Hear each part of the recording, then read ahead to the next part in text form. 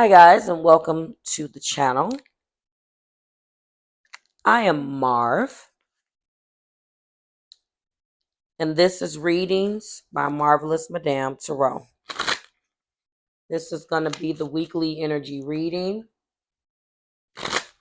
highlighting the time frame of December 31st, 2023 through January 7th, 2024.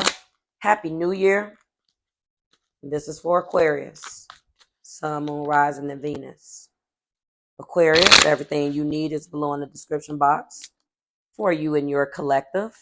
That's other Aquarians like yourself, as well as your cross watchers. Aquarius, please, if you're interested in shorter reads and TikTok is your bag, please go and follow me on that platform. The handler is at Marvelous Madame Tarot. I've been telling you guys the energy is feeling really good over there. I'm feeling really good. This is for Aquarius. All right, we're leading this energy, Aqua, with strength for this time frame.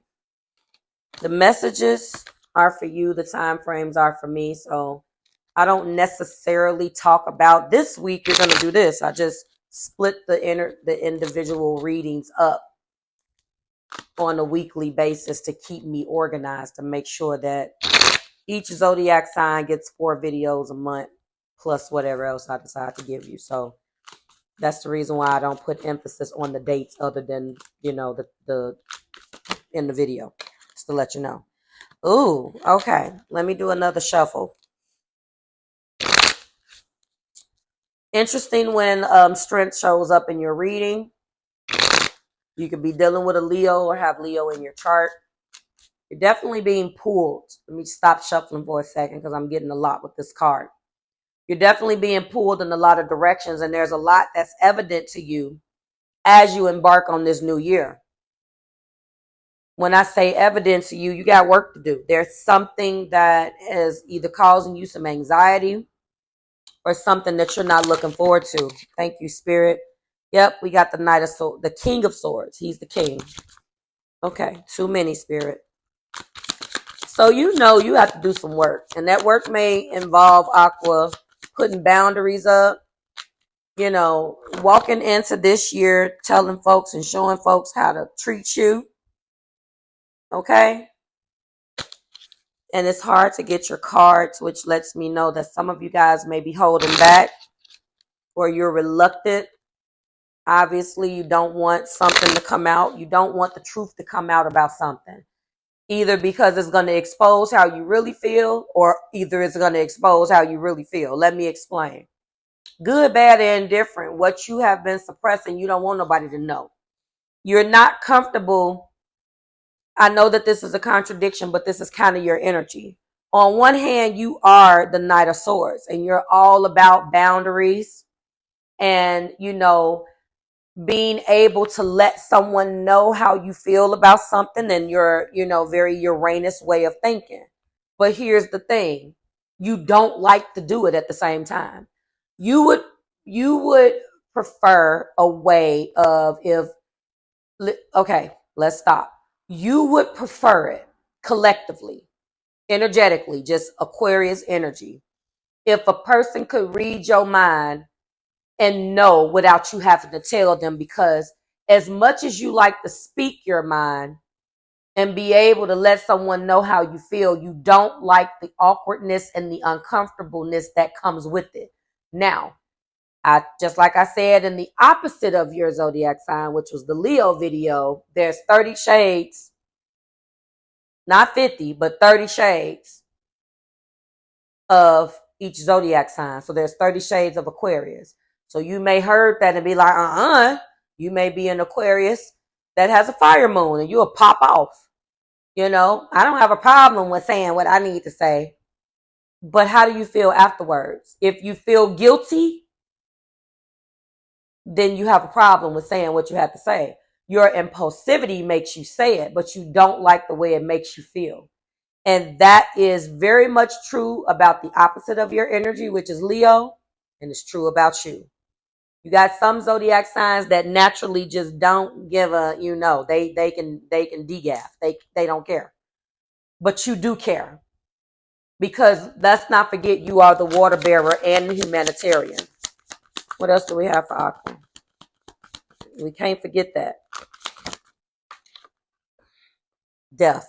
Perfect. I love it. I'm going to stop for a second before I get the top and bottom out. So, yeah, you're changing. You're changing, and you're understanding that you have to embody this Knight of Swords, Aqua. You have to do it. You have to hold on and yield this sword. Cut these folks off that need to be cut off and deal with this situation. I know you're dreading it. Death is here indicating that a Scorpio may be involved. If a Scorpio is involved and you are dealing with them, I honestly say all the time, I don't know how in the hell an Aquarius and a Scorpio get along. I know that it's hard for me as a Cancer to relate, a Cancer sun to relate. And it's not, there's plenty of things that I admire about all zodiac signs, and you are no exception. But I'm talking about energetically. You're talking about polar opposites, and yet I know more Aquarius and Scorpio type of relationships. It is so weird to me to see fixed air and fixed water. It works until it doesn't. Scorpios are way too... They lack some of the tact that I think you guys are looking for. But this isn't about Scorps, but this is the Death card. So if you're dealing with a Scorpio, whatever the uncomfortable conversation is, you have to have it. And with this Knight of Swords in your heart, I already know that this person could be near and dear to you. If they are not near and dear to you, again, if they are near and dear to you, you still have to have the conversation. And if they at one time were near and dear to you, you still have to have the conversation, regardless of whether you like the person or not. The fact that they're showing up in the heart place lets me know that either it means a lot to you or there is a love tie. Bottom of the deck shows, yep, there we go. Our Five of Wands, fighting. You're tired of the fighting with this person. You need to change so you can move forward. There seems to be inner struggles with a Scorpio. Or this is indicative of things in your life that is of a Scorpio nature. They rule the 8th house. Maybe it is other people's money. Dealing with other people, regardless of whether it's a Scorpio or not, depending on what your blend is. Maybe you have Scorpio in your chart. That's an interesting conversation. Comment in the description. In the comments if you are an Aquarius with a Scorpio moon. Let's chit chat. I would love to interview you. Double fix just to see how you put it together. Needless to say, the past is indicative with this Five of Wands of conflict, quarreling, and competition. There is definitely a power struggle, and it needs to come to an end. Regardless of whether you're, like I told you, whether you're dealing with this person, whether you have it in your chart. If you have it in your chart and you're not dealing with a Scorpio, it is definitely an internal struggle between head and heart. You can be Scorpio with Aquarius moon. Oh, I know one of those. I know one, of course. I know one. Or it could be the other way around. Or, you can have it in, you can be this is an Aquarius video. You can have Scorpio on your sun, on your moon, and on your Venus, in any one of those places, or reverse. Talk to me and let me know. But I'm really feeling that this is a bigger picture, and this is something that needs to be done with a Scorpio or Scorpio-like person or Scorpio-like or Scorpio house. So other people's money, power struggle between two individuals, or something in you that needs to be transformed. It needs to, death and rebirth is what needs to happen, okay? Top of the deck shows the Queen of Coins. When you do this, when you allow this transformation to take place, good things will happen, Aqua. You will get back to a point. Some of you guys got Earth in your chart too. Strong Earth. You want to get back to a good place. For some of you guys, this is a job. Yeah, I'm looking at this queen. She just looked back at me. I'm like, yeah, some stuff needs to change at your job. For some of you, this is all money related. You know you got to go in making some changes this year. This is definitely a money situation or a work situation, or this person that I'm picking up on, or this power struggle. If it's a person, it could be a boss. There's a great amount of time that's been spent there, guys. So much fixed energy here. So much damn fixed energy that I know that whatever this is, you've been doing it for a long time. Why is these cards here for Aquarius spirit? Let's clarify first and see what we see. Queen of Swords is in reverse. Well, you haven't been sticking up for yourself. To the Three of Wands, and you've been wanting to do some things for a long time. You've been somebody's doormat. So look, King of Swords is in the heart place. Queen of Swords is in reverse, is what is clarifying this. You got to be kidding me. Before we get into the top and the bottom, we got to break that down. You're being called to tap into your your king. Your king.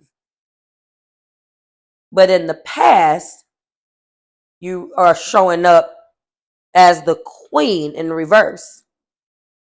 So this is why I'm feeling that now this king is upright, but the queen was in reverse in the past, or what's clarifying this. And she didn't stick up for herself. And in my opinion, the queen is more better than the queen in this suit. She not playing. She don't play no games when it comes down to lies, tricks, cheats, and deceits. If you even coming at her with that, she gonna shut you down. Instantly. Instantly.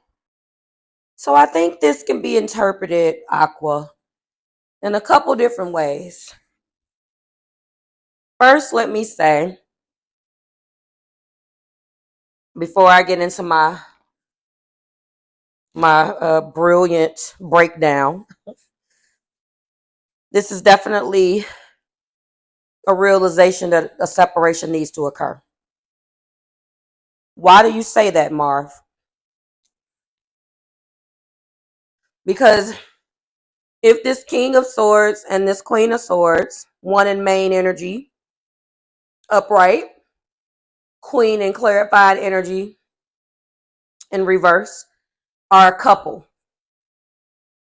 If this is indicative of a relationship, you determine what type. I'm not here to say that, but at some point it was significant. It's come to an end. If this is two people, it's over. If this is a job, it's over. This means that whatever you were connected to, it's time to walk away. Okay? That's what this means.